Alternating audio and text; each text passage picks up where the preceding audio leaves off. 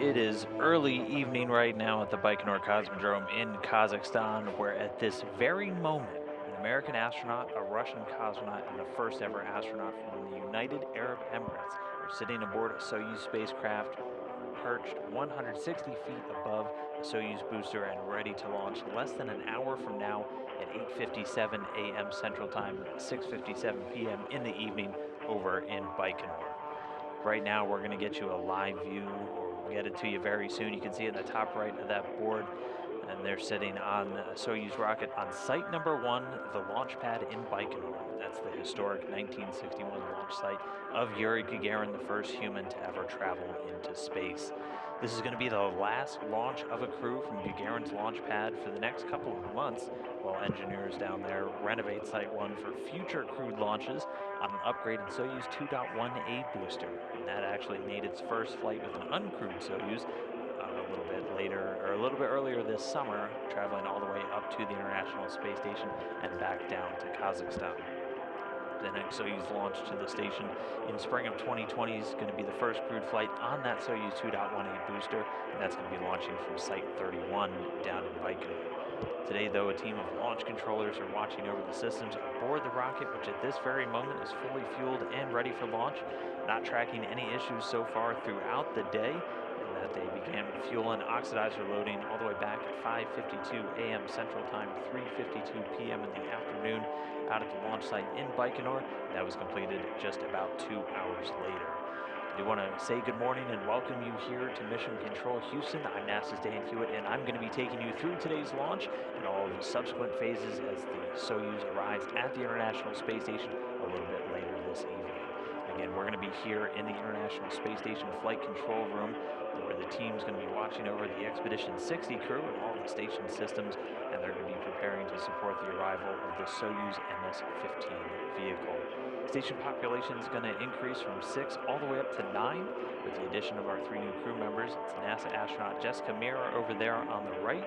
In the middle is Russian cosmonaut Oleg Skripochka. He's the commander of the Soyuz mission today.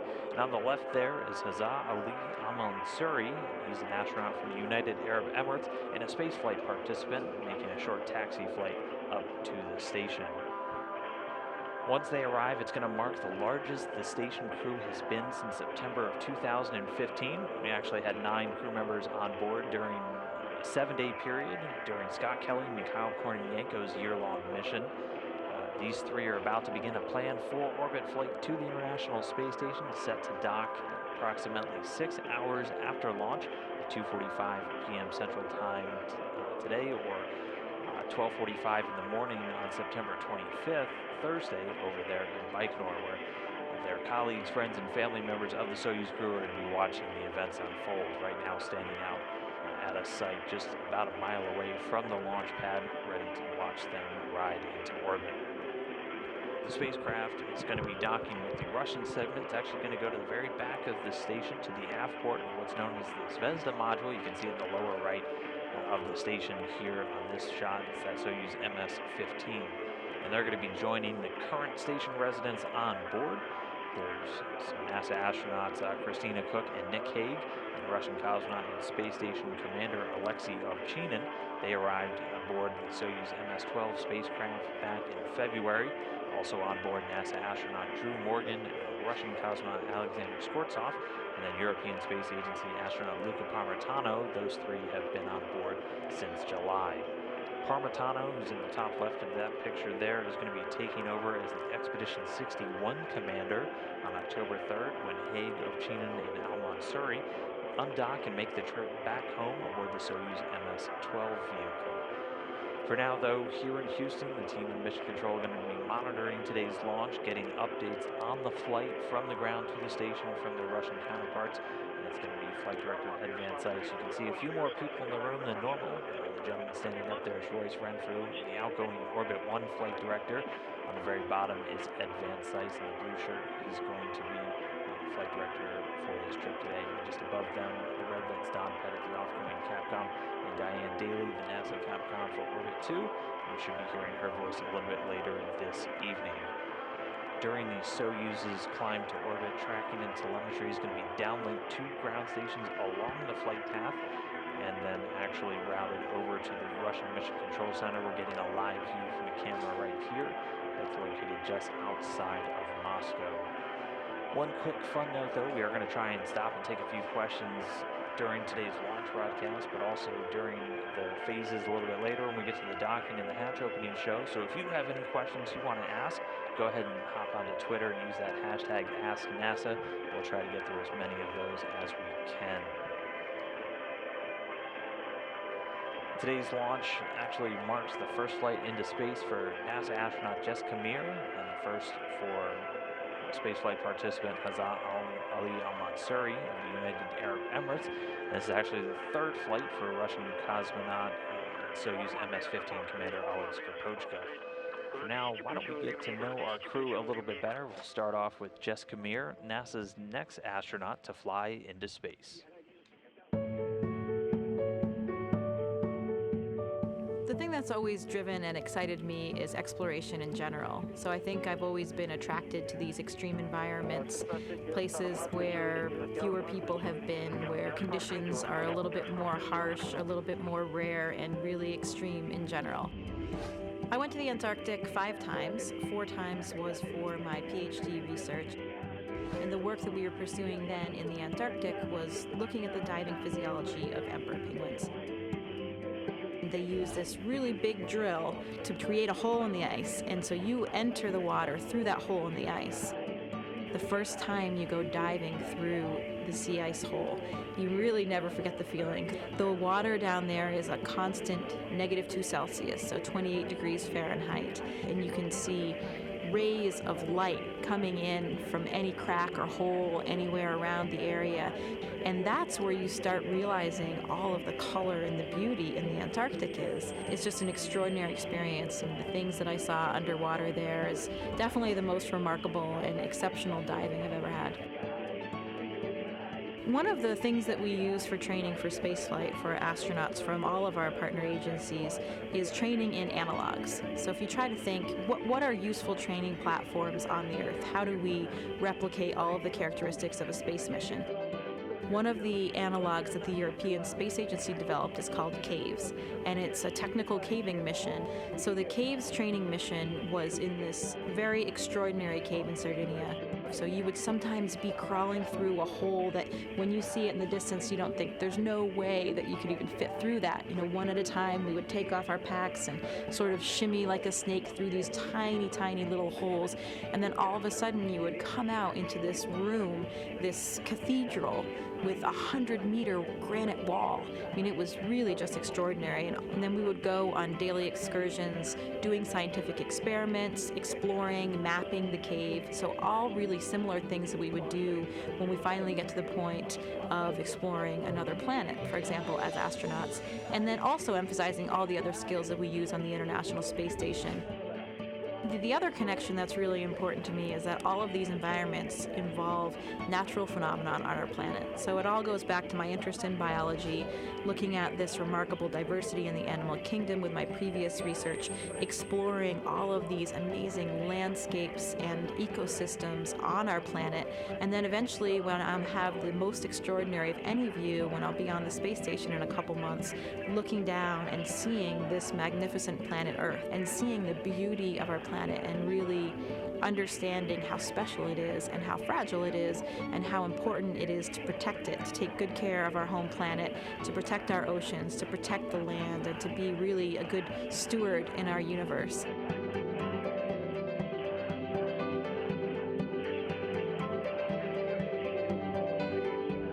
I'm Jessica Meir. I'm a scientist and a NASA astronaut.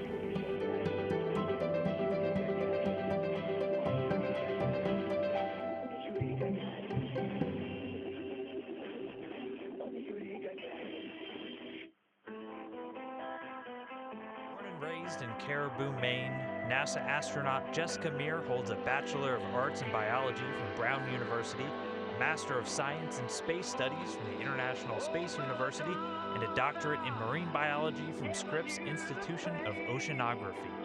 From 2000 to 2003, Dr. Meir worked for Lockheed Martin's Human Research Facility, supporting human physiology research on the Space Shuttle and International Space Station at NASA's Johnson Space Center. During this time, she also participated in research flights on NASA's reduced gravity aircraft and served as an Aquanaut crew member in the Aquarius underwater habitat for the 4th NASA Extreme Environment Mission Operations, or NEMO mission. Afterward, Meir's research focused on the physiology of animals in extreme environments, with her PhD research studying oxygen depletion in diving emperor penguins in the Antarctic and in diving elephant seals in Northern California. And then her postdoctoral research at the University of British Columbia investigated the high-flying bar-headed goose by training geese to fly in a wind tunnel while obtaining measurements in reduced oxygen conditions. In 2012, Dr. Meir accepted a position at the Harvard Medical School, Massachusetts General Hospital, where she continued her research on the physiology of animals in extreme environments. She also took part in Smithsonian Institution diving expeditions to the Antarctic and Belize.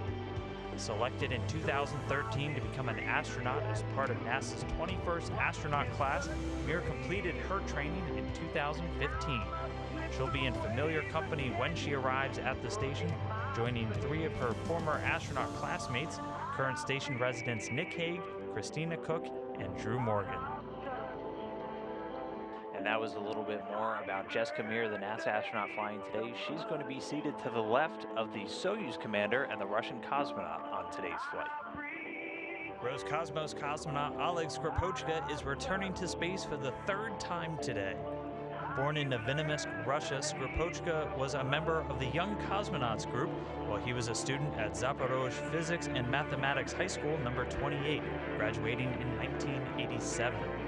Afterward, he attended Bauman State Technical University, and while an undergraduate, he obtained work experience at the Russian Space Corporation Energia as a test subject and as a mechanic in the project department, graduating in 1993 with a bachelor's degree in mechanical engineering with a specialization in rocket engineering. Skripochka worked at RSC Energia from 1993 to 1997 as an engineer at the Transport and Cargo Vehicles Ground Hardware Development and Testing Project Department. Oleg is also a first-class skydiver with over 300 parachute jumps. Selected in July of 1997 as an RSC Energia cosmonaut candidate, Skripochka completed basic spaceflight training at the Gagarin Cosmonaut Training Center in 1999, qualifying as a test cosmonaut. His first trip into space was in October of 2010 as a flight engineer during Space Station Expeditions 25 and 26, and while aboard he performed 2 spacewalks. His second flight began in March of 2016 on Soyuz TMA-20M as part of the Space Station Expeditions 47 and 48, during which he completed his 3rd spacewalk. To date, Skripochka's cumulative spacewalking total is 16 hours and 41 minutes spent outside the space station. Skripochka is serving as the Soyuz MS-15 commander and will serve aboard the International Space Station as an Expedition 61 flight engineer and later as the Expedition 62 commander. Seated to his right is first-time flyer, United Arab Emirates spaceflight participant Hazzaa Ali Almansoori. Born in Al Wathab and spending his early years living and going to school in Al Dhafra in western Abu Dhabi, Almansoori's passion for astronomy led him to join the armed forces and later become a military pilot. He became a functional check flight pilot for the F-16B-60 and spent 3 years training on this aircraft in the United States in Arizona. Afterward, he returned to the UAE to complete his training. 4 years after his return, Hazzaa became the youngest Emirati military F-16 pilot, qualifying to be a flight testing and aircraft assessment pilot. The UAE astronaut program launched in 2017 to train and prepare a team of Emirati astronauts and send them to space for various scientific missions. Following a series of mental and physical tests in the UAE and abroad, Almansoori was selected from a field of over 4,000 candidates. In September 2018, Almansoori started training with the Russian space agency Roscosmos at the Gagarin Cosmonaut Training Center in Star City, Russia. He will be the very first member of the UAE astronaut program to fly into space.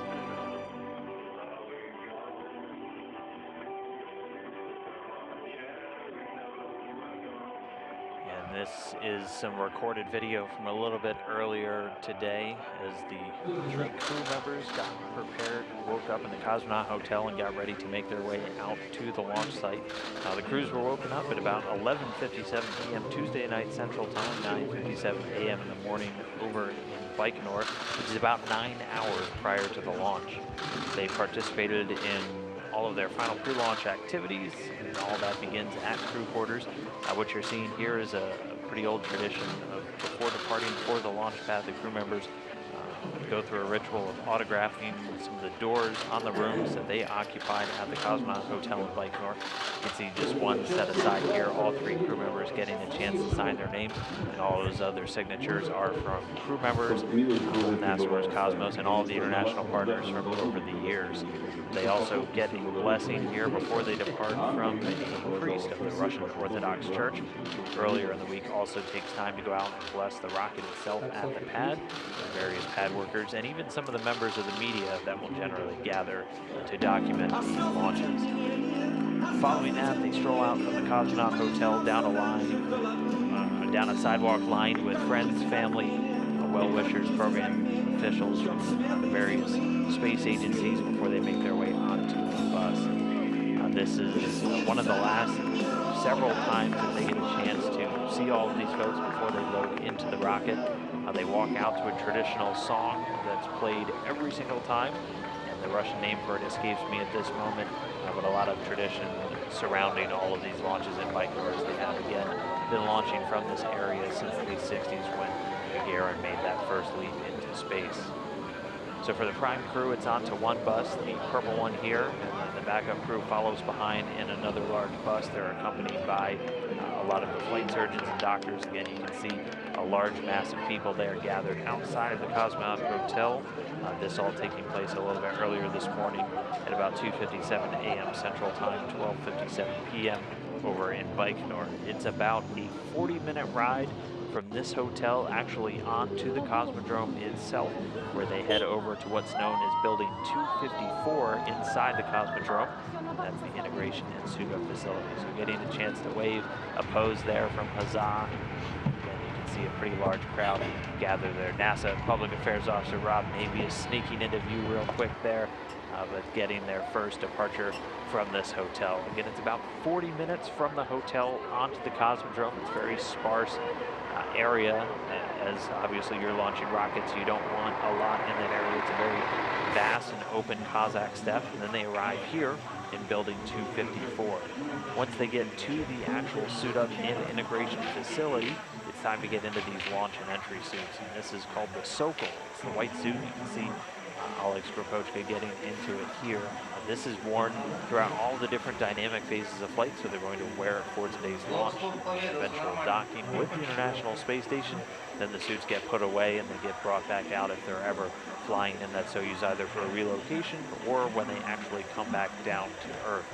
And these suits just act just like the large orange ones that you might remember from the shuttle era that astronauts wear. They're able to be pressurized and provide additional breathing gases and a safe atmosphere for the crew members should the capsule itself become unpressurized. They also get a communications cap, so they're able to not only speak with each other, but also the flight controllers down on the ground who oversee their flight all the way up to the space station. There are several specialists. You'll see a lot of individuals wearing masks and other items, as the crew are kept in a quarantine prior to their mission to help reduce the chance of any infectious diseases or anything making its way up to the space station. They're kept in a strict quarantine for about 2 weeks prior to their flight. Very controlled access to the crew themselves, and then not also in quarantine like the backup crew who have to go through some preventative measures, usually wearing masks or different protective gear. Here you can see NASA Jessica here also getting suited up. First, all 3 crew members get suited up. We'll see them move into another room where they actually do some pressure checks on the spacesuits itself. You can see Jessica Meir playing with the small blue knob that actually is used by the astronauts to control the pressure level inside of those suits.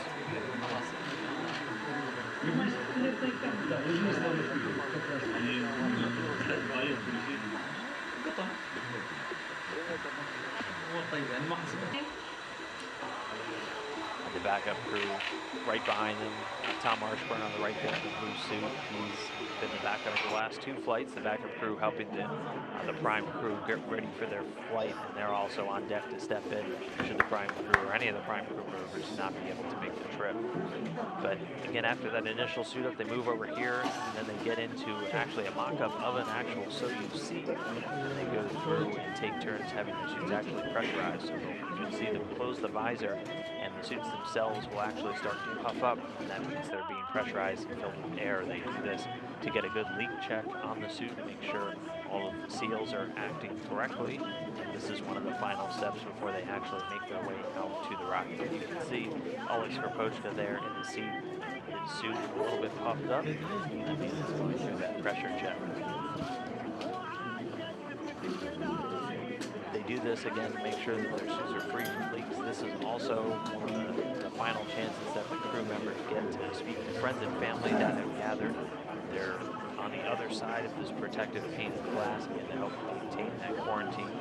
You'll see them one by one do the pressure check and then make their way over to the painted glass where they're able to speak to friends and family and also program officials from their respective space agencies. So with Oleg Skripochka's job done in the chair there, stepping up to Jessica Meir, you can see her again using that knob in the front of the suit to adjust the pressurization inside. You can see how it looks like it's been inflated kind of like a balloon. Just means the suit's been pressurized. Doing this to check those seals, make sure no leaks in the suit as these suits act as the last line of defense for the crew members if the capsule were to be unpressurized for any reason. Here's Almansoori. He's the first United Arab Emirates astronaut set to fly into space. He'll be a spaceflight participant on this trip. You might see that word used. That just differentiates him from an expedition crew member like Oleg and Jessica, who are going to be spending several months on board the station. Almansoori's first flight will last about 8 days. He'll have a schedule jam-packed of a couple of different science experiments that he's going to be taking part in the U.S. and Russia, and also doing some outreach to his home country, the United Arab Emirates, while he's on board. Again,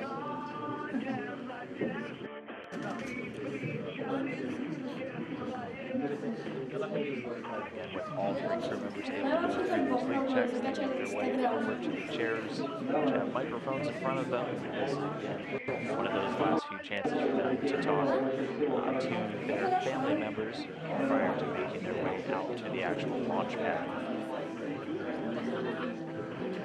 السلام عليكم. علي حالك؟ زين؟ مريم حالك؟ نعم علي هذا اللبس ما شديت فيه ضرب الفضاء. أنا بوصل الفضاء بعد مقدار 6 ساعات. يعني بتشوفون ضارب قطع. For each flight we have new emblem.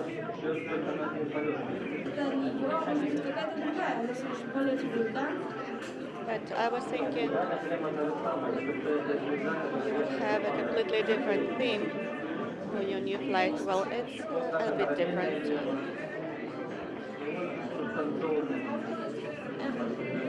And the border is different too.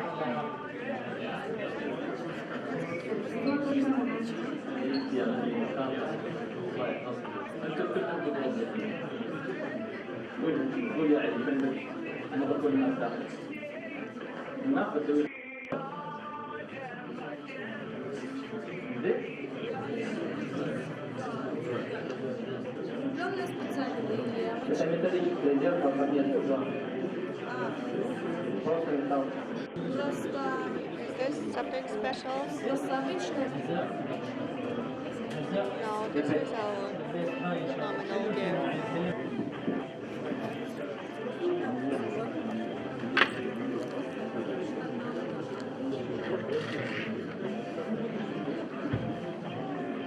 حلب زايد بإرادة وعزم عيال زايد.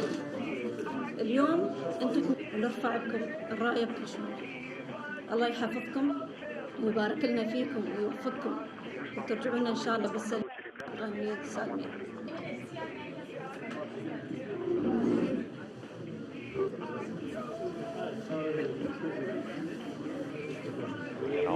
joining friends and family, our program officials. You can see the Все delegation системы в рабочем United Arab состоянии, Emirates. все идет по плану. Nice to meet you. Поэтому, как обычно, Roscosmos. желаю вам успешного сегодня старта As вашей usual, экспедиции, I wish you выполнения a successful всех тех launch, задач, которые вы перед собой ставите. Ну и успешного successful возвращения к Солнцу expedition, Земли. and Мы then знаем, как вы отлично successful return to полет, the и уверены, ground. что вы в любых ситуациях We будете know находить you, правильное and we решение. are Главное, sure that you will оставайтесь find экипажем, correct одним единым solutions for коллективом, any поддерживайте situation. друг друга. The Удачи main thing и до is for связи. you to You're be setting an a example team for all of us here on and the support surface of one the Earth, another. showing us what we can do when we work together. Thank you for your service. When you get up there, look down and see the world, know the whole world's looking up there and thinking about you. Have a great time. Do a little bit of work, but have a great time while you're up there. And we'll see you back here on the planet when you come back for a soft landing. All the best. We are all proud of you, and we will be with you in this mission. We hope you all good wish in this mission, and thank for the backup crew also. You did a very good job, and we believe that all of you is prepared for this mission. I would like to thank also the two astronauts also, and thank you for your support.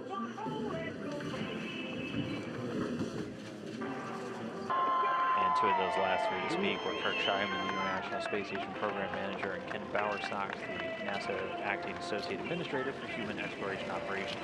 But with that done, it was time to do the walkout and see the crew. And you'll see that they're usually in a configuration. Commander in the middle, Jessica to his left, and Hazzaa to his right. That is how they will actually be seated inside the Soyuz. So once the final suit up and pressure checks are done, they walk out of that suit up integration facility, and once again make their way over to the buses. You can see again a large crowd gathered to see them on their way. And at this point, they are the same buses that took them from the Cosmonaut Hotel to this building to now head out to the pad. So they get a final opportunity to wave farewell to friends and family and make their way from Site 254, that integration building, over to they boarded that bus at about 5:57 a.m. Central Time, 3:57 p.m. Baikonur, heading over to launch pad number 1, also known as Gagarin Start.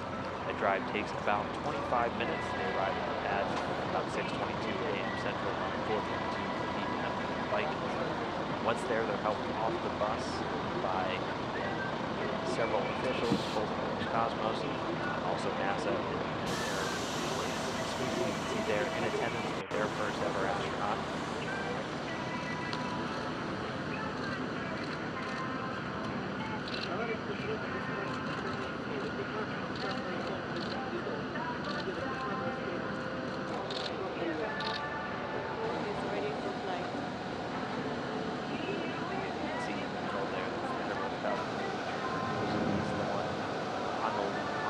Oleg's left, helping Skripochka get to the pad. Additional for different managers helping the members of the last leg of their journey into the actual rocket itself. We'll lead them over to the stairway where crews will get up in one final wave. Right up the elevator to the top floor, so the crews are in the capsule. So they've actually been going now for about 2 hours.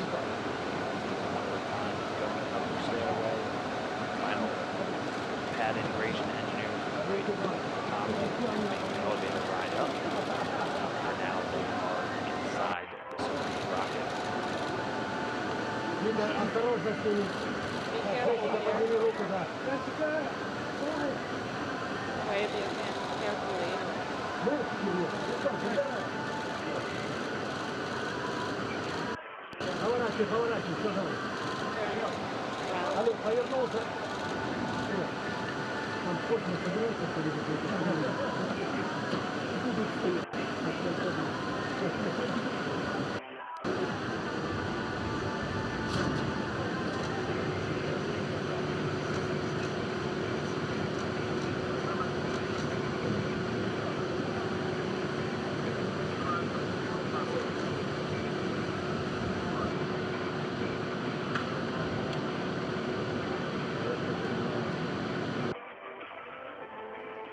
And with that, we are back to a live view, getting your first view now of the Soyuz spacecraft out there on the launch pad at the Baikonur Cosmodrome. Right now,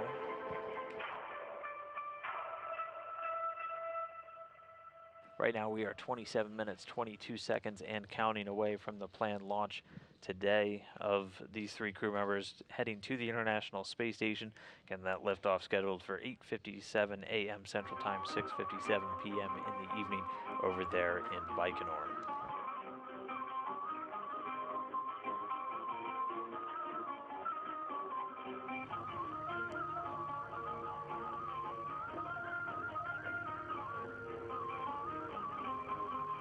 And again, we're going to be taking your questions on Twitter throughout the day's events. Again, just jump over and use the hashtag AskNASA. If you have a question about anything taking place, we'll go ahead and jump through a couple of them right now. Our first one comes from Jack, who wanted to know how many minutes does it take to dock with the space station? Well, the timeline right now has them again lifting off at 8:57 a.m. Central Time, and they are set to dock later this evening at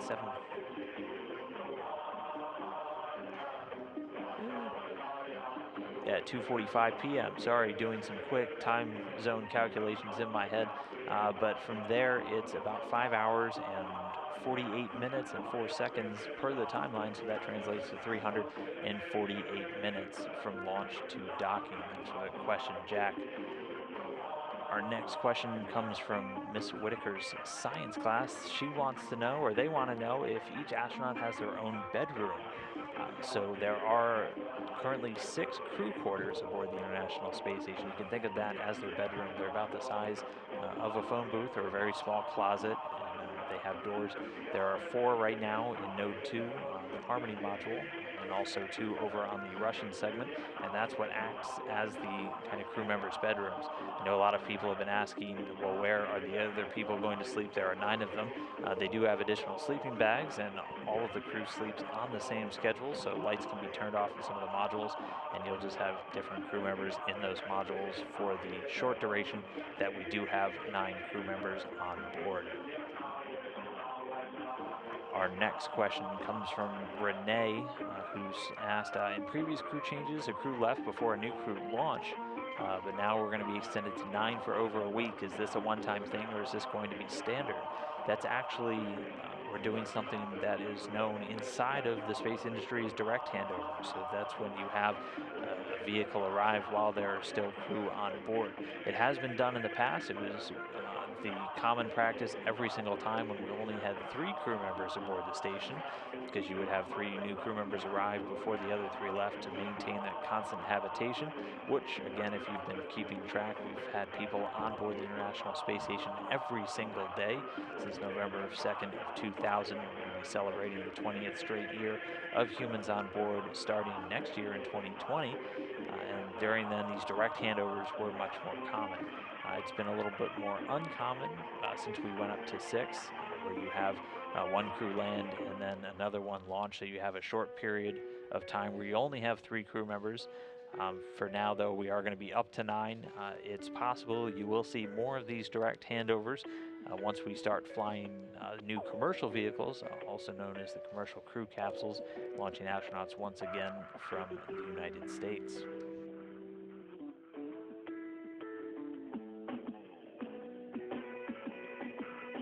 And then we'll do one more for right now. This one comes from Matt, who wants to know what's the top speed and the G-force the crew's going to experience. Or actually, this one's from Chelsea. Sorry, how long is the crew going to be staying at the International Space Station once they arrive?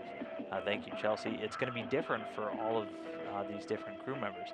For Hazzaa Ali Almansoori, he's only going to be up there for about 9 days. He's set to come home on October 3rd with 2 other crew members, NASA astronaut Nick Hague and Russian cosmonaut Alexei Ovchinin.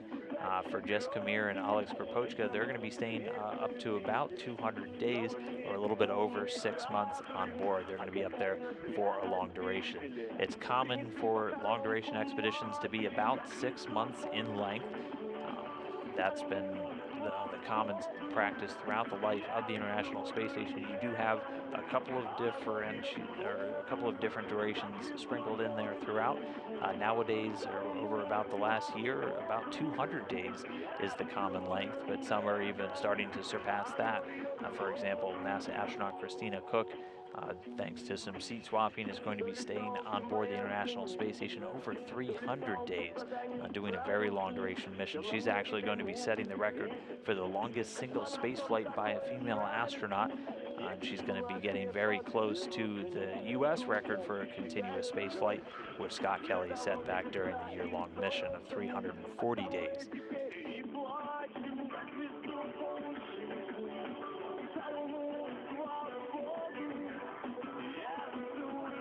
And one more for right now. This one does come from Matt. He wanted to know what's the top speed and G-force the crew's going to experience.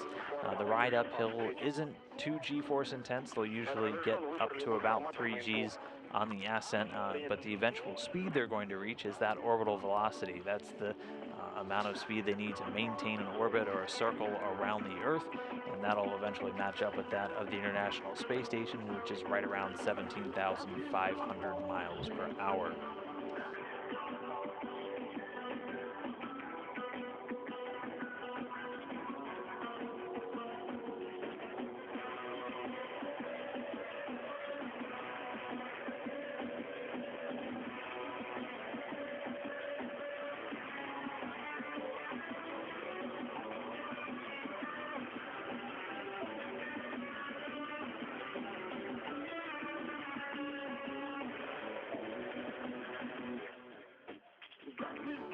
Well, right now we are 21 minutes and counting away from the launch of these 3 crew members. Jessica, Meir, and our crewmates did describe the significance and the symbolism of their Soyuz MS-15 patch, which you can see here during a recent crew news conference. Why don't we hear it from them in their own words?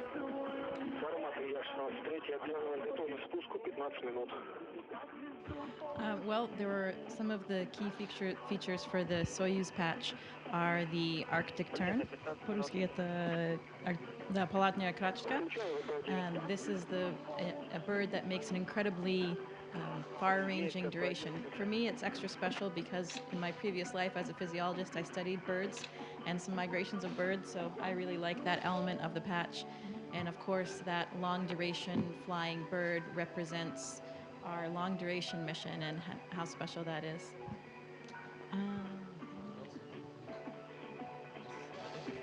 Yes, and also the colors on the edge of our batch is representing the 50th anniversary of Apollo landing. Yes, the colors at the edge. And also you can see also a UAE flag with my name in Arabic. That's in Arabic, so if you're just wondering what's it's written there. So it's my last name, Almansoori. It's written in Arabic. And also this batch is also the same batch flown the first time, Oleg, in his first mission. In the same design. Ну да, как сказал Hazzaa, нам хотелось... Yes, reiterating Hazzaa's words, I wanted to show some continuity between my first flight. My first flight showed a stork, and my second also had a bird on it, and this time we have this bird that Jessica mentioned. Also, we have a ship station that we're going to work on. Then the moon, which is our subsequent goal as our next stage when flying in deep space, interstellar area. That's it, I think Jessica explained all of it, and Hazzaa too. Back right now with a live look at that Soyuz rocket on the pad. We are still counting down. We're 18 minutes, 30 seconds away from liftoff again, scheduled at 8:57 a.m. Central Time, 6:57 p.m. in the evening over there in Baikonur. The Soyuz rocket itself stands 162 feet tall, weighing in at 680,000 pounds, and consists of the Soyuz MS-15 spacecraft inside of a protective shroud up at the very top, and the 3-stage Soyuz FG booster below. The spacecraft itself was mated to the booster, and the 3 main stages were joined together earlier this week on Sunday. And then just 24 hours later on Monday, the Soyuz rocket began its trek actually from that integration facility out to the pad, always opening the door and starting that trip right at 7 a.m. Baikonur time, arriving less than 2 hours later where it gets raised to its vertical position for final pre-launch preparations. It moves out on a rail car from that building out to the pad number 1, and then these large clamshell gantry arms swing up to secure it in place and also offer access to the actual spacecraft, including that elevator that the crew rides up to board the Soyuz prior to launch. The first stage of the Soyuz rocket has 4 liquid-fueled engines that are strapped to the side of the core vehicle, and each of those is going to burn for about 1 minute and 58 seconds before they drop away. And you can see those engines in this shot of that video from a little bit earlier this week. They're the small parts at the bottom that actually protrude out from the Soyuz spacecraft, and we'll see them light up just a few seconds prior to the liftoff and begin carrying the Soyuz into orbit. Here's a quick animation of how this ride is going to look. So those engines will actually start firing for several seconds before liftoff. Eventually their power overwhelming the grapple arms that are holding it in place, and they're actually only held in place by gravity. So once the thrust of the vehicle is strong enough, it'll make those break away, and the Soyuz will leap away from the pad. Again, 4 strap-on liquid-fueled boosters help power the first stage, and they burn for just about 1 minute and 58 seconds. First, the escape tower will jettison, followed by those 4 boosters. Depending on if it's a clear enough day, we may be able to get some video making something called the Koryov cross when they break away. The launch shroud, once the vehicle's high enough, will depart, and then the core stage continues burning until it's time for the third stage. That core stage serving as second, burning until 4 minutes 57 seconds into the flight. The third stage lights and actually starts firing before the before that first stage core stage drops away, something called a hot staging technique. And that'll continue to burn until about 8 minutes and 45 seconds into flight. And then after that, it's time for vehicle separation. Soyuz will separate from the top of that third stage, and it will be flying free and ready to make its chase down of the International Space Station. We're still counting down though. Right now we are 15 minutes 20 seconds away from liftoff. Atop the rocket, Jessica Meir, a NASA astronaut, Hazzaa Almansoori, the astronaut for the United Arab Emirates, and Oleg Skripochka, the Russian cosmonaut, just strapped in and counting down. We're just coming up on 15 minutes. And again, a reminder, we are taking those questions. If you have any, hop over to Twitter and use that hashtag AskNASA. We'll be using that alert. We'll answer those questions throughout today's broadcast. We won't get as many today during this pre-launch, but we'll have plenty of time later on when we're in the docking and hatch opening shows. So be sure to keep on sending those in. Now though, let's learn a little bit more about the Soyuz spacecraft itself, which measures in at 23.5 feet long, tipping the scales at 15,650 pounds. And the Soyuz itself, the spacecraft, is also comprised of 3 different modules. At the very top, you see the orbital. In the middle, the descent where the crew actually is, and on the bottom, the propulsion module. The descent module is situated in the middle of the Soyuz vehicles. That has a customized seat liner inside each of the seats for these crew members that they're seated in during launch, entry, and landing, and contains all of the different controls and displays necessary for the flight. It has life support systems, batteries for re-entry and landing. Also, the parachutes are tucked away right behind the crew members' heads. It also has soft landing rocket engines in the very bottom beneath the heat shield that fire to slow the Soyuz right before it touches down in Kazakhstan. There's also 8 hydrogen peroxide thrusters located on the module that are used to control its orientation or its attitude during the actual descent until parachute deployment. It also has guidance, navigation, and control system to maneuver the vehicle during that descent phase of the mission. Weighs 6,393 pounds, has a habitable volume of about 141 cubic feet, so it's a bit of a tight fit. Just overhead and through a hatchway, though, is the orbital module at the very top. And this is the part that not only connects to the descent module via a pressurized hatch, but is the part that will actually connect to the International Space Station. It's got a small amount of room for the crew to move around during the flight to station. It was much more important space when they were taking 2 days, which is still the default if there are any issues during that initial trip. But it has about 230 cubic feet of space, has the docking mechanism hatch, rendezvous antennas all at the very front end, and that docking mechanism again is what's actually used to connect this spacecraft to the International Space Station. And then the rendezvous antennas, which are on the very top, that are used by the automated docking system, which actually use radar, will maneuver it towards the station for docking. There's also a forward-looking window on the module for the crew to take manual measurements of distance. All the way on the bottom of the spacecraft is the propulsion module that has all of the oxygen storage tanks, the main engine, the attitude control thrusters, avionics, and communications and control equipment. Propulsion portion of the module handles all the orbital maneuvers, including those actually needed to rendezvous with the International Space Station, but also perform the deorbit burn at the very end of the spacecraft's mission. And before they're deployed, the 2 solar arrays, which gather electrical energy for the systems on board, are folded against the body of the spacecraft, and those will actually unfold right after we get into orbit. The propulsion module itself, though, detaches during that final descent and burns up in the Earth's atmosphere along with the orbital module, that descent module, so that middle part, which has the heat shield, the only piece of the Soyuz that actually survives that fiery re-entry. The entire spacecraft not only serving as a crew transport vehicle, so getting the crew up into space and then getting them back home at the end, also serves as basically their escape capsule. So these are used in the event that they need to get off of the space station in a hurry for any reason. They use their Soyuz spacecraft as that emergency descent and landing. So there is always at least one Soyuz spacecraft for each of the 3 crew members on board, or rather there's at least a seat in a Soyuz at all times for any crew members on board the space station.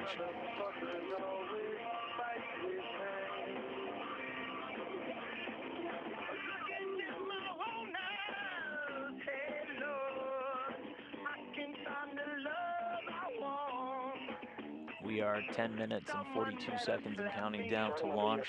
Representatives from NASA, Roscosmos, and the United Arab Emirates, along with friends, family, are all watching just a short distance away from the launch pad that we're getting a live look at right now over in Baikonur. For a quick update on all of the activities there, why don't we go to Baikonur veteran and NASA Public Affairs Officer Rob Navius.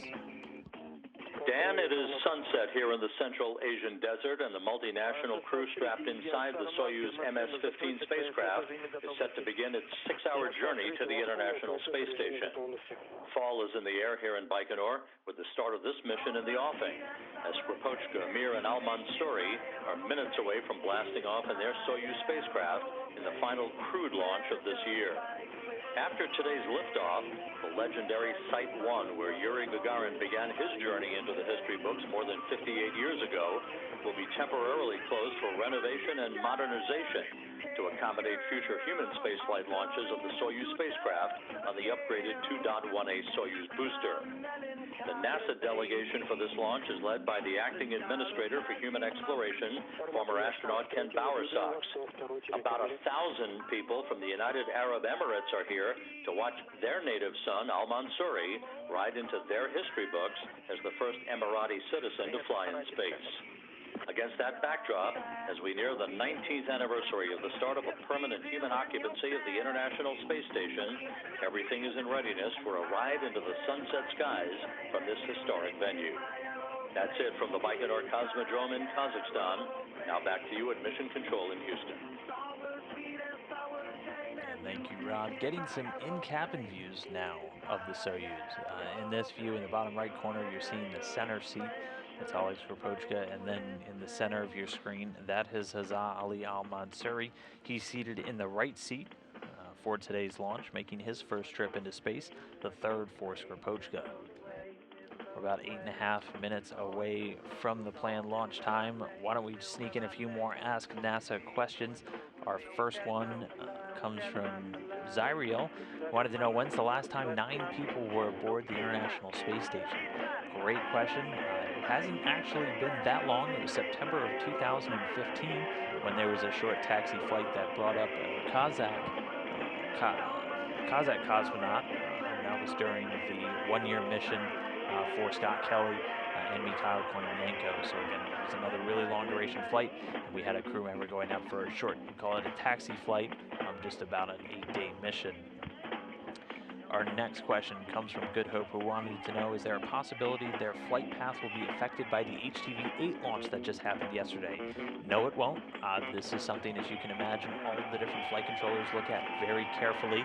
There's usually some constraints around when vehicles are arriving, but these won't be arriving at the same time. The Soyuz going to launch and dock today. The HTV-8 not set to actually get really close to the space station until Saturday. And then we'll do one more, this one from Cassidy, who wants to know, what do they eat? Well, Cassidy, they eat quite a bit of different things. Each of the crew members, before they go up, at least on the NASA side, get a chance to sit down with NASA food scientists to map out all of their likes and dislikes for their menu items.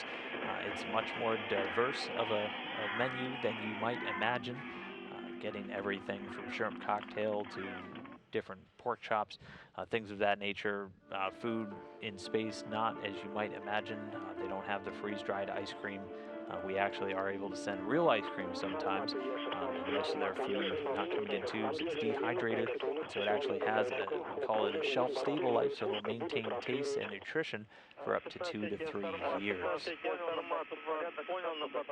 Right now, though, we are just under 6.5 minutes away from launch. We have teams here in Mission Control Houston standing by to monitor. They'll be much more involved once the vehicle actually approaches the space station, and then overseeing today's mission, Mission Control Moscow out in Koryov. They're going to be talking directly to the crew during their flight up to orbit. And on the right there, a continuing look at a live view of the Soyuz rocket on the launch pad. We are just 6 minutes away.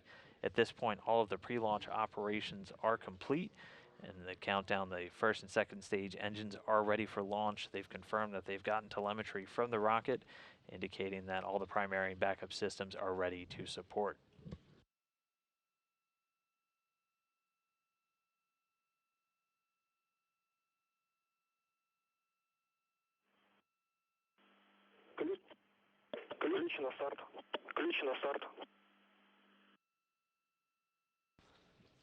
And we just heard the call that the launch key has been inserted in the launch bunker. That's probably one of the coolest things about one of these launches, is they do use an actual key, and that transitions the launch sequence into its automatic mode. So we are T-minus 5 minutes, 15 seconds away from launch. And at this point, the range at Baikonur has been cleared. The Soyuz rocket ready to begin its journey.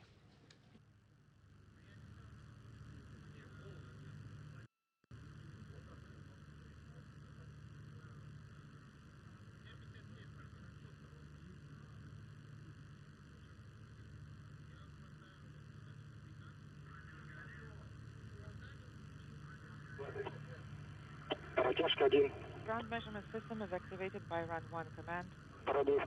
Combustion chamber nitrogen purge.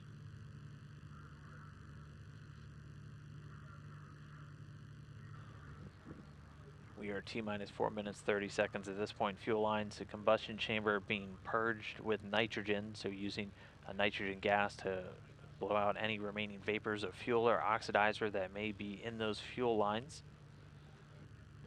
At this point, the crew member have their helmets closed inside the cabin. They're strapped in and ready for launch. Sarmat, how do you read me? Loud and clear. Everything is fine on board. Copy. You're hearing a translation between the commander, Oleg Skripochka, and the actual launch engineers there in Baikonur, reporting everything good on board, the crew ready to go.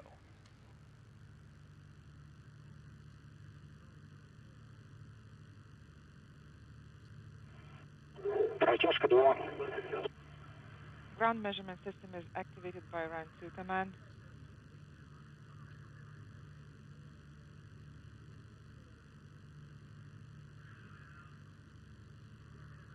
Ключ на дренаж. Есть дренаж. Oxidizer and fuel drain and safety valves of launch vehicle are closed.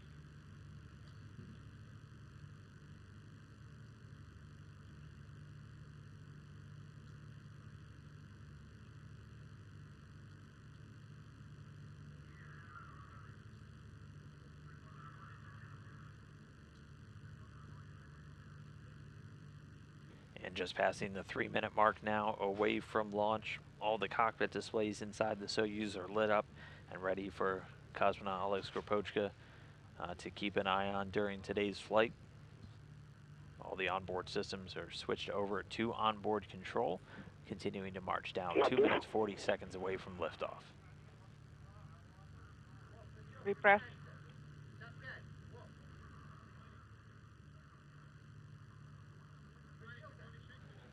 And keep an eye on the videos. You'll see 2 large umbilical towers or arms kind of connected to the rocket still. The taller one is the first umbilical tower. That'll separate the booster and that'll initiate auto sequence start. That coming right at around T-minus 35 seconds. And when you see the smaller umbilical detach, that means we are 15 seconds away from launch.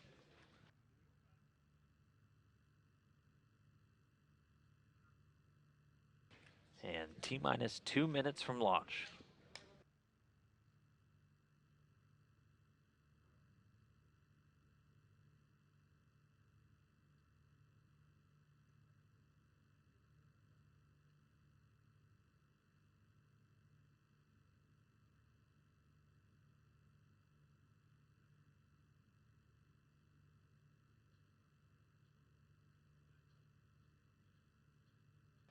One minute, 30 seconds away. It does look like we have some cloud cover there in Baikonur, so you may see it disappear into the cloud deck pretty quickly. That first stage going to light up the night sky, though. It's going to burn for the first several minutes before those 4 strap-on boosters break away at just about 1 minute and 58 seconds into the flight.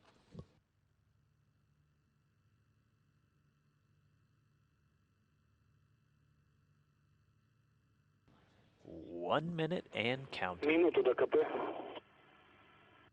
1 minute to liftoff. Copy. Everything is fine on board. We're feeling well, and we're ready for launch. Copy. Vehicle to internal power. And you see that first umbilical separating. And now keep an eye on the one a little bit lower down. Once that separates, you know we're 15 seconds away from liftoff.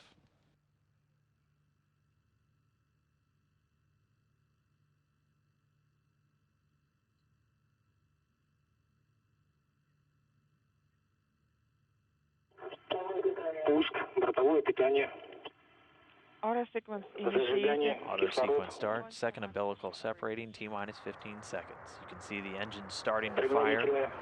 Second umbilical. The first stage ramping up. Engine turbo pumps at 5 speed. Engines at maximum thrust. And liftoff. Oleg Skripochka, Meir, Hazzaa, Ali, Almansoori leaping forth through daring start on their way to the International Space Station. 15 seconds in flight. Двигатели первой и второй ступени работают устойчиво. First and second stage buses are operating just fine. Copy. Everything is fine on board the Soyuz. We're feeling great. Copy. We're going to continue to get these translations throughout the flight. Everything's still sounding good with that first stage. You can see the 4 strap-on boosters lighting up the night sky. Soyuz delivering 930,000 pounds of thrust with that first stage, the 4 boosters and the single core engine. You can see them punching through the cloud layer there. The first stage measures 68 feet in length, 24 feet in diameter, burning liquid fuel for the first 2 minutes of the flight. Roll are nominal. So pitch, yaw, and roll referring to the orientation of the vehicle. Nominal, a word you'll hear a lot. That just means everything is proceeding normally. Continuing to get good first stage indicators from the Soyuz.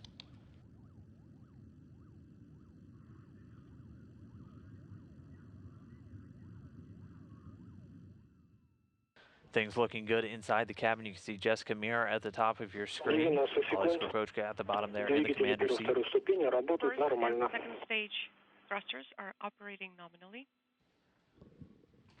A little over a minute and a half into the flight, everything continuing to go well with the Soyuz crew. They've already well exceeded over 1,100 miles an hour. The next things we're going to be looking for is the escape tower jettison, and then the first stage strap-on boosters separating. And they're getting a great view. You can see that choreograph across the first stage. Strap-on boosters have separated along with that tower. Now the core engine continuing to fire.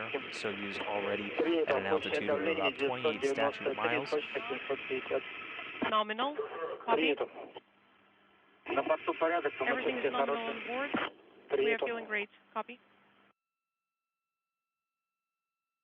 So at this point, the Soyuz traveling in excess of 3,300 miles per hour. You can see those 4 strap-on boosters continuing to descend. The Soyuz powered now by that core stage engine. 160 секунд. 167 Принято, есть управляемый спуск. Принято, подтверждаем метод углового обтекателя. See that the launch route jettison is also confirmed. Affirmative. The launch shroud protecting the Soyuz during that initial climb through the atmosphere has been jettisoned. This is actually a view from on the Soyuz spacecraft itself. You're looking down at one of the folded up solar arrays. We're over 3 minutes now inside. The rocket's altitude already 48 miles in height. At this point, traveling in excess of 4,700 miles per hour. 200 секунд. 200 seconds into the flight. Двигатель второй ступени работает нормально. Second stage thrusters are operating nominally. So everything continuing to go well with that core stage. The core stage booster of the Soyuz, 56 feet in length, 13.5 feet in diameter, has a single engine with 4 fuel chambers, and it provides between 178,000 and 220,000 pounds of thrust, depending on the altitude, for its 3 minutes and 28 seconds of operation. This is going to continue to burn until about 4 minutes 43 seconds into the flight, and Soyuz is going to use what's called a hot stage technique. Great. Copy.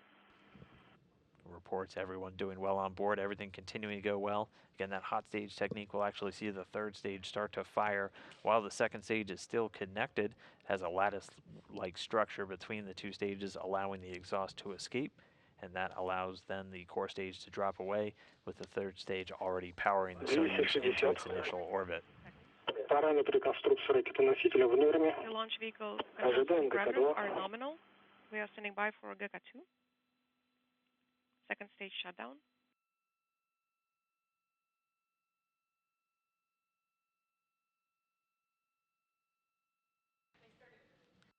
And standing by for that third stage ignition.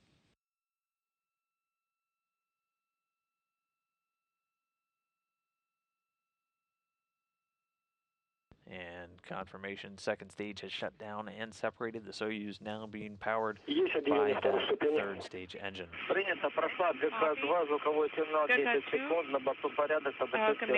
of command went through, and everything is nominal on board. Copy all. Everything continuing to proceed smoothly. The core booster separating at an altitude of about 105 miles in height. It's about 170 kilometers. Now being propelled by the single engine of the third stage that provides about 67,000 pounds of thrust and is going to burn for a little over 4 minutes. It'll be the final phase of the rocket's journey into orbit. Thrusters are operating nominally.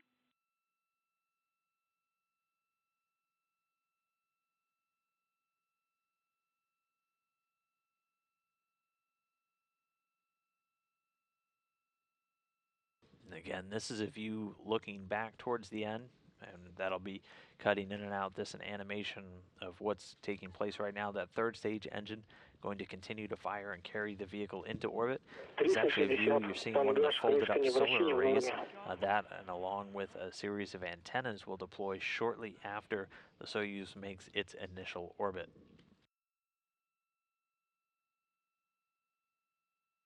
We're still about 2.5 minutes away from the shutdown and separation of the third stage. Everything continuing to go smoothly for this ride. taking off right on time at 8:57 a.m. Central Time. Everything looking good so far with the crew. Oleg, Skripochka, Jessica Meir, and Hazzaa Ali Almansoori inside the spacecraft, well on their way to orbit. 400 seconds into the flight. The spacecraft is stable.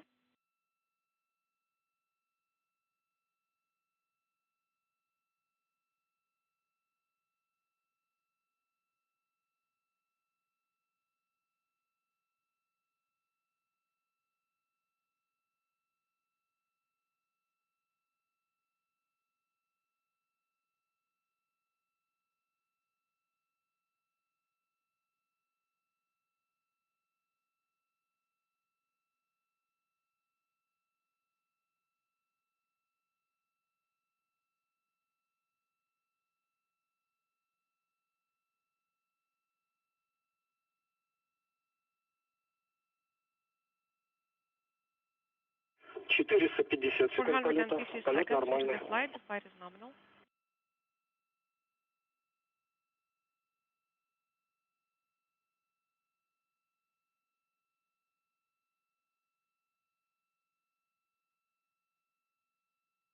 And we're approaching 8 minutes since liftoff. At this point, the vehicle traveling at a velocity of over almost 13,500 miles an hour. We're just under a minute away from third stage shutdown and separation. We'll see the engine on the third stage cut off and separate, delivering the Soyuz spacecraft into its initial orbit. 490 seconds. Стабилизация изделия The устойчива. spacecraft is stable. Принято. На борту Copy порядок. all. Самочувствие Everything's nominal хорошее. on board and we're feeling great. Принято, Сармата. Copy. 500 секунд. Все 500 норм. seconds. Everything is nominal.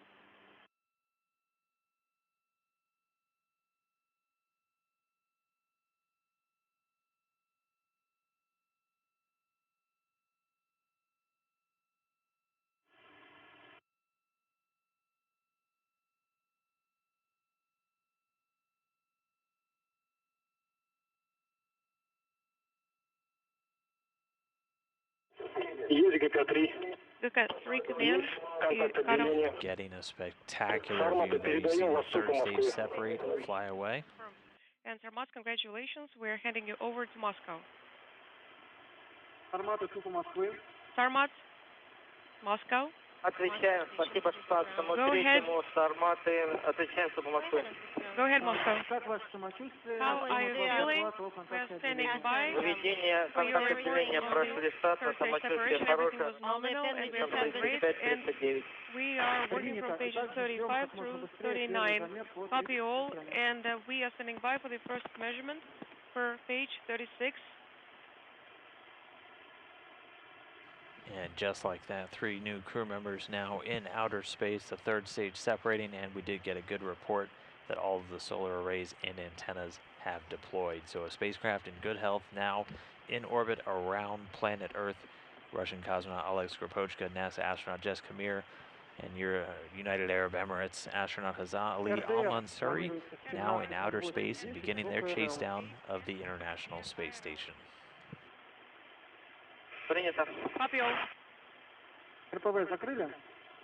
It's closed. РПВ 1, 2 закрыто. RPV Работаем 1 дальше. and 2 closed. Sensors are closed. Copy all. That's wonderful. And oversight of the spacecraft now going to be transferring over to the Russian Mission Control Center just outside of Moscow. It'll be this team right there in the room. Есть СЛТВ Again, we did 017 get confirmation that 08 both solar arrays and all of the rendezvous and docking antennas have deployed. So a spacecraft in good health, along with the crew, now ready to make the 6-hour journey towards the space station.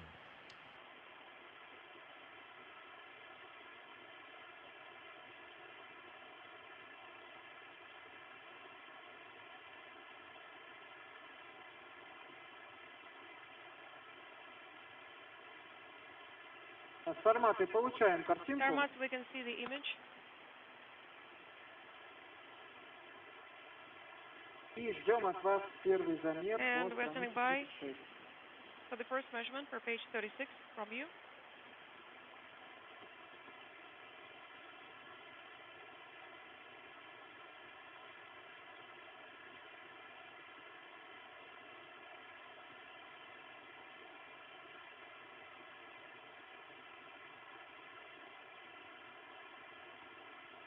Москва Сармат, там есть РДР. Вовремя у Moscow, нас ОСХ-Р, пока this не is катаный Sarmat. режим.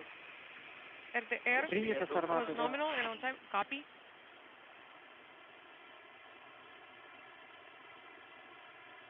Если инструкция закрыта КВ, начало динамики.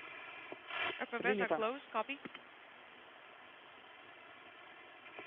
Moscow, this is Sarmat 2. I'm ready to report the first measurement. Готовы принять? We are ready, Sarmat 2. Время 17:08:05. 08:05. Давление ПО 821. SR pressure is 824. Bow pressure is 821. 18.119.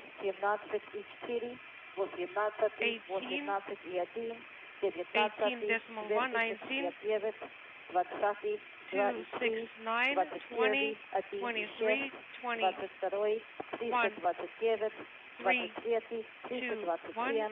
3, 2, 7, 19.6, 18.1, 9, 800, and inaudible.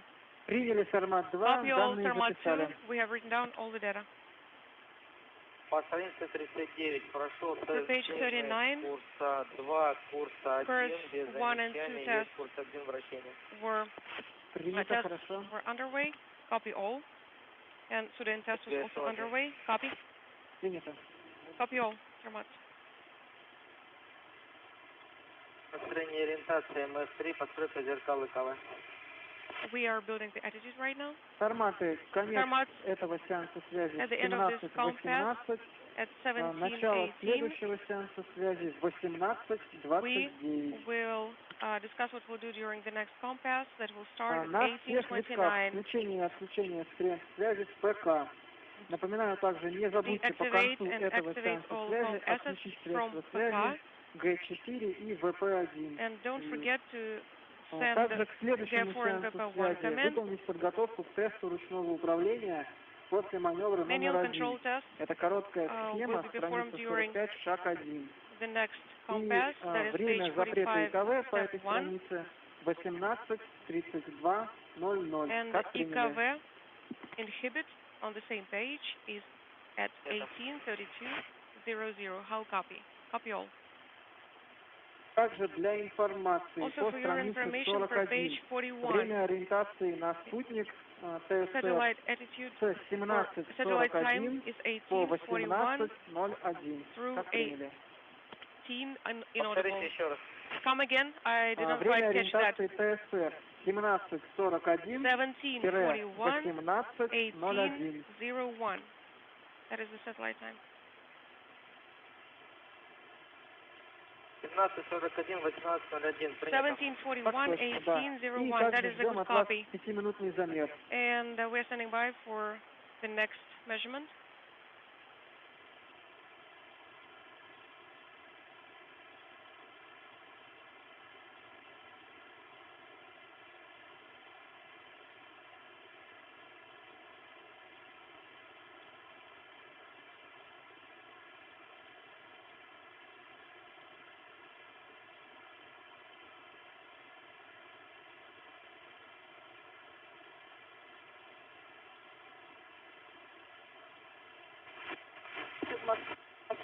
Moscow Sarmat 2, I'm ready to report the next measurement for you. Готовы принять? We are ready to copy. Давление 725. Inaudible. Дельта 1. Давление ПО 821. Bow pressure is 821. Давление ПО Inaudible. 843. Дельта 1. 25:47. Inaudible. Принято, замер записали. Copy all. We have copied all the Все measurements. транспаранты, страница 36, штатный. And Принято, отлично. everything is nominal. Copy. Sarmat 2.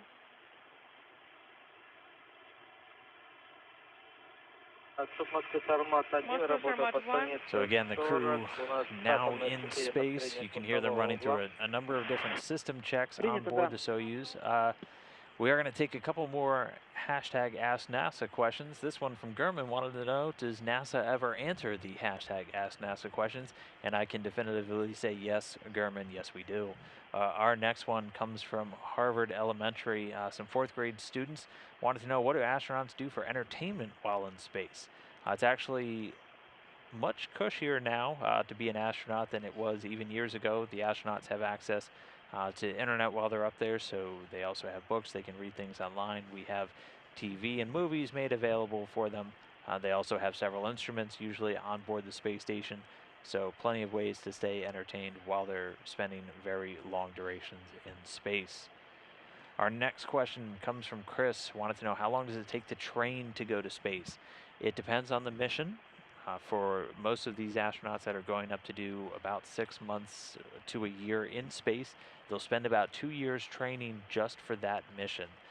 So to become an astronaut, you'll go through a few years of kind of astronaut 101 basic training, and then once you do get assigned, it takes about 2 years, and that's training not only here in Houston, but all over the world. They'll spend a lot of time over in Russia training on the Russian systems, especially if they're going to fly on one of these Soyuz spacecraft, but also in places like Japan and different countries in Europe for the different systems on board the station managed by those different countries. Mrs. Melcher's class wanted to know, why is the launch in Kazakhstan and not UAE, Russia, or USA? Well, it goes back to where the former Soviet Union built all of their launch facilities. It was actually built in Kazakhstan while it was still part of that country. And after that, when it became the Russian Federation, they still use all of the same infrastructure, and they work with the government of Kazakhstan to use it. And that's where the Soyuz launches from. We don't currently have human-capable vehicles launching from the USA, but that's all about to change once our commercial crew vehicles come online from providers Boeing and SpaceX within the next year. So you'll be seeing more launches of people to the International Space Station from different locations than ever before. Next up, we have one from Sophia who wanted to know, what memorable items are the astronauts bringing into space? It differs from each of them. They do get a small allotment typically to bring some items up with them to the International Space Station. Most of those are kept private, but we do know that inside of the Soyuz spacecraft today, there was a zero-G indicator, so basically a small toy hung above the crew members that indicates when they're in microgravity, and it was a plush, sparkly unicorn from the commander Oleg Skripochka's daughter. And Hazzaa Ali Almansoori, making his first trip into space, also was able to tell reporters that he had a small plush camel from his children that he's carrying up into space as well. So they do get a small allotment, not a lot as you can imagine, as it is fairly difficult to pack everything into a tight space, and all of the important stuff goes first. Our next question comes from Eric, wanted to know, where along the journey do the rocket's falling debris disintegrate? Is it upon entering the Earth's atmosphere? Not all of the pieces of the rockets typically disintegrate. Some will actually make the re-entry back down to Earth's ground.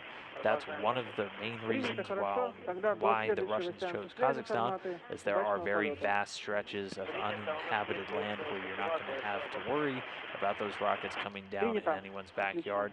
That's also why in America, we typically launch over bodies of water right now, either from the Kennedy Space Center on the coast of Florida or even from the Wallops Flight Facility in Virginia, as you can keep that water clear, and then it's just going to fall down into the ocean. Our next one comes from Matt, who wanted to know, with the station crew about to have a crew of 9, what are the chances of a 4-a-side space football game going on with the 9th acting as a referee? I would say the chances are pretty slim, but they do have some balls on board the station. I know they have a soccer ball and typically have a football, so you never know sometimes what these astronauts will get up to. So stay tuned. I will say follow their social media accounts if you want to get really deep insights into what it's like to live in space. All of the astronauts, most of the cosmonauts and the international crew members, like Luca Parmitano, very active on Twitter when they have some free time, bringing the entire world along for these journeys while they are up there. Our next question comes from M7MDS91, wanted to know, is there any future plans to increase the number of crew on Soyuz? There's no plans to increase the number of crew on Soyuz. It is a 3-seater, and that's what it's going to remain. But once we start flying those commercial crew vehicles I talked about, those hold 4. So you will see an increase in the total size of the population on board the International Space Station from 6 all the way up to 7. And we're also working on finding a new permanent place for that 7th crew member to sleep once they are on board. So I know we had a lot of questions earlier about sleep quarters. With the 9 people today, 6 of them will have their own sleep quarters. 3 will be kind of temporarily camping out in different modules. But eventually, once we head up to 7 crew members, there will be a 7th crew cabin added on board the station. Our next one comes from Cassidy, who wanted to know, do they all speak the same language on board, or is there a language that they speak where they can all communicate? Yes, there is. While they're on board the Soyuz spacecraft, they all speak Russian, so all of our crew members go through some pretty intensive Russian language training along with the international astronauts riding aboard, and that's just to they're having to talk directly to Russian flight controllers. Most of the crew members will also speak English, but there's usually a bevy of languages spoken on board the International Space Station. The primary 2 are Russian and English. And then our last one for right now comes from Bubbles. Wanted to know how do astronauts remain fit in space, asked by an 8-year-old. Well, 8-year-old Bubbles, it comes from working out 2.5 hours every single day. For now, though, we're getting a treat. We're getting some replays from that launch. Again, the Soyuz lifted off today at 8:57 a.m. Central Time. This morning, 9:57 a.m. over on the East Coast. We're actually over in the next day in Baikonur.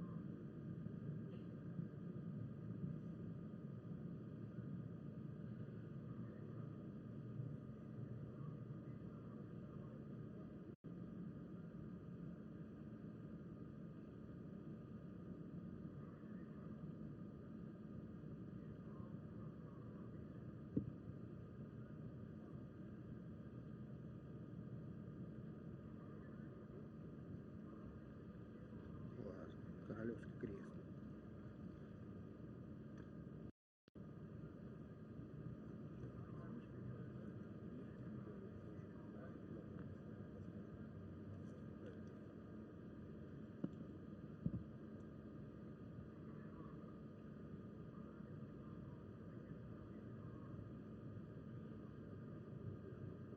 видишь, королевский крест называется. Все 4 ступени вокруг